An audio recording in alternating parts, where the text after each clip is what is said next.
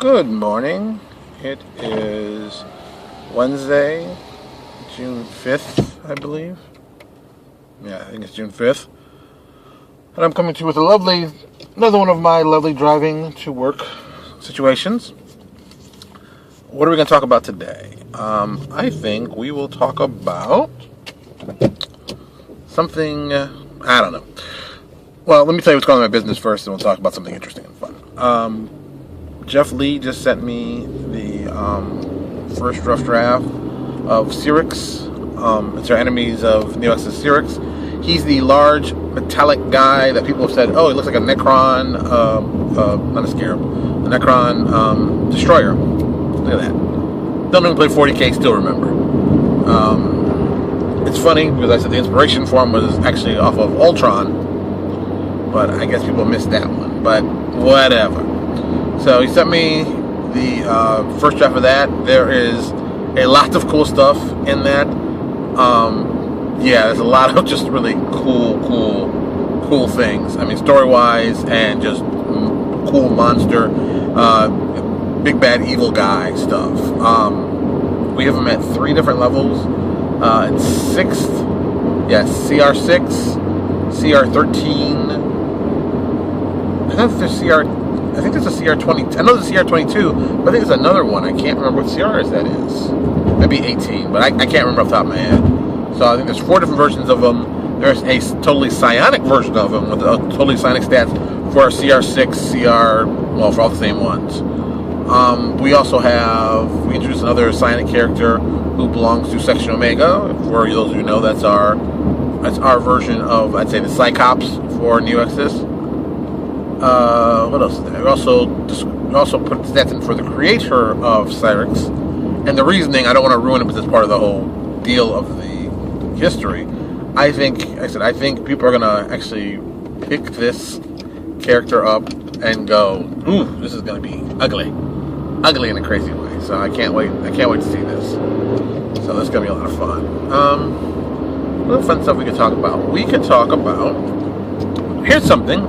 This actually happened today. Well, this morning, really.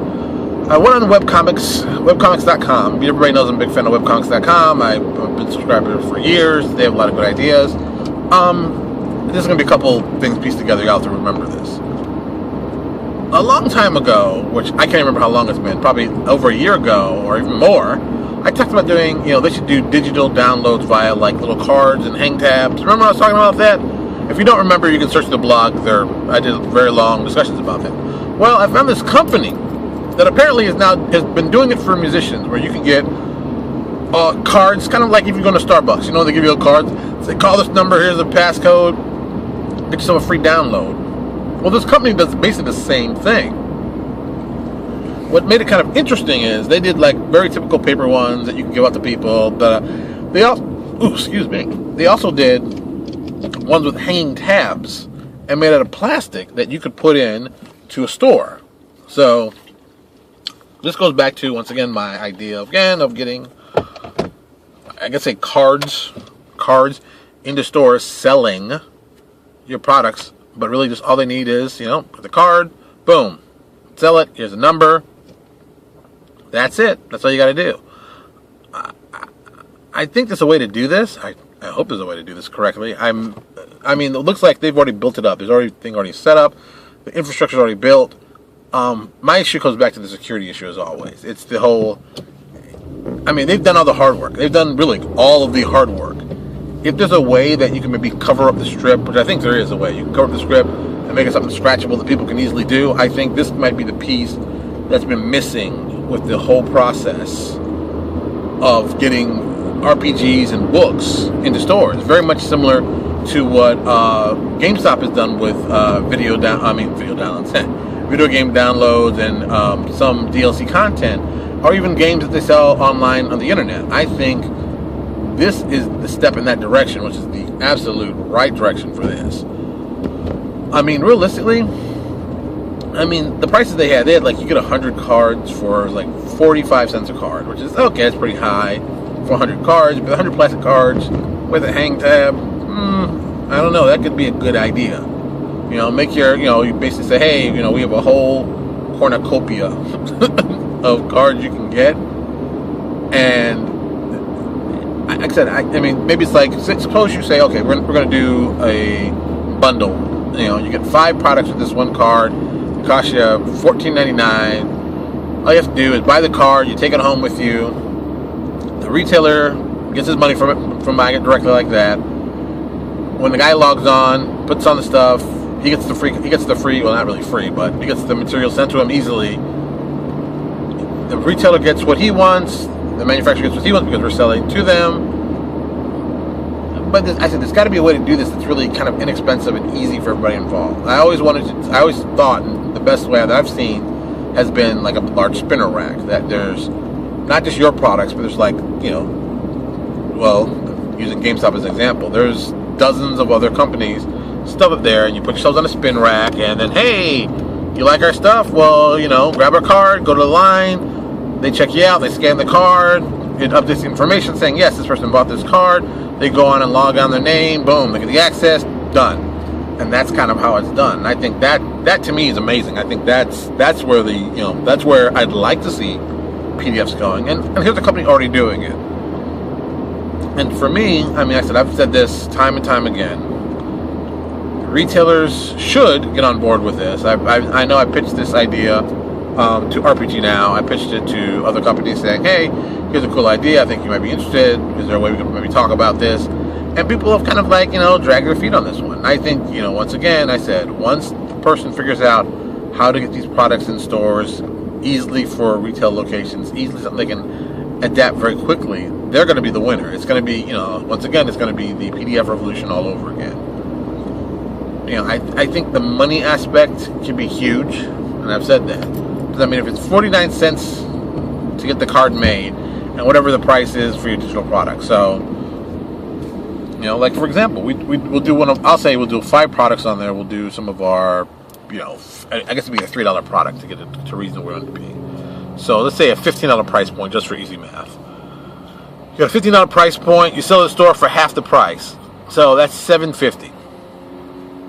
Or you could sell for even more to get a better discount. You could sell, 40%, which would be $6. You get 40% of the money, and that is $6. Okay, $6 and, well, minus the cost of the PDFs, which is all relative, because you might sell it as a book form, whatever. But let's say the cost of the PDFs altogether is like $2. No, we'll go even crazy. We'll say $3. Oh no, we'll do $3. And let's say the packaging, we do 100, cost us, we said 49 cents, or whatever, it's like 50 cents. So it's $3.50. You sell for $6, sell to the guy for $6, it costs you only $3.50 to make, you walk away $2.50. Not a bad piece. Not the greatest numbers, but still solid numbers. You almost double your money. I mean, that's not bad. And that's at 40% off. At 50% off, you double your money. Boom. Very simple. Oh, double your money. I spend $1, I get $2 back. That's a win. That's a simple, easy win. So, and that's how I would see that. I think that's kind of a cool idea. Plus, you give the retailer something they can have in their store to sell, that people can have. That they say, oh, look, I've got this product. I've got this thing. I think this is going to help me sell. I think that's the big winner. I think that's the real big winner right there. So, get the physical product together. You sell it. And you make the money. You call it a day. That's all you got to do on that deal. I mean, it's a win. It's a win. But getting stores on board with it, getting stores to understand what it is, getting them how to sell it, telling them don't put it on your counter because you got to put it behind the counter. Think of it like cards. People see this stuff. You'd have to actually make. You still have to make some way to prevent people from just going to the back and just look at the code and putting it in and getting free product. That's the other half of it too. I think there's a way to do this. I think there's a way to do it right. I just think you got to spend some time figuring it out. And I think, like I said, I think this company might be the right way to do it. And on the other side, the flip side, you could do something like this as giveaways for you when you go to cons. Hey, you want to try the product? Boom, here's a little thing. You give them you give them away a free product. You give away a free product with a code with it. Doesn't cost them anything. Cost you, the advertising price. But if you make a customer out of that guy, I mean, what's a customer worth to you? Apparently, a customer's worth keeping the phone up. That's what a customer's worth. So, it's kind of that it's kind of that, what is a customer worth? I don't mind giving away a product when I know I can use that product later to basically entice someone to buy something else. It's the whole, I'm going to give away something for free to get something out of it for me, which is really the bottom line of any good business. You want to make a profit. So I put the website on my blog. I keep thinking it's like drop something. I can't remember. I put it on this morning. It was early this morning. I can't remember. If you happen to remember webcomics.com, it's the post today or yesterday it was. Well, depending when this goes up too. But they talk about it. It's actually there, so you can check it out and you can find the company. Like I said, I was fascinated by it. It got me really, really interested. And, I'm of course going to get in contact with them, shoot them an email, see what really goes on, see what's really possible. And if there's something that we can use, we'll use it. That's always my theory. Something good we can use that makes sense and it's workable, use it. I just wish there was a way that we could get retailers, digital guys, and distributors on the same page. But, it looks like, as always, there's always an issue on one side. It affects the other two, and that's just, maybe one of these days I'll ask a question, ask the question, whose responsibility is it to sell to customers? Is it the retailer's responsibility? Is it manufacturer's responsibility? If it's the retail responsibility, but I don't sell in retail, is it my responsibility? These are the real questions. These are the real ones that people need to really ask. Whose responsibility? Whose responsibility? Yeah, we're in a weird time, as always, with gaming and retail, that the web has taken over such a weird position in retailing, and selling direct is gone from being something that was shunned upon to now it's apparently, very commonplace. So it's kind of all over. It's kind of all over, but in a good way too. Because with this, there'll be new business models develop out of this that make people successful, that help companies become larger and things like that. I just think it's one of those times of, depending where you are, at the front end of the crunch or the back end of this, you could be very, very happy or very, very sad. It all depends. So, I think, excuse me, I think this is the perfect time to see what the future is going to be like. And even better, what we can do to help augment that future or even speed it along. Alright, a lot of cool stuff. Alright, I'm almost at work as always. Thank you for listening. I do enjoy these little talks. I guess you can call it a talk, even though it's not really back and forth. It's definitely a talk, not a conversation. I just think there's great ideas out there for people and what people want to see, want to do.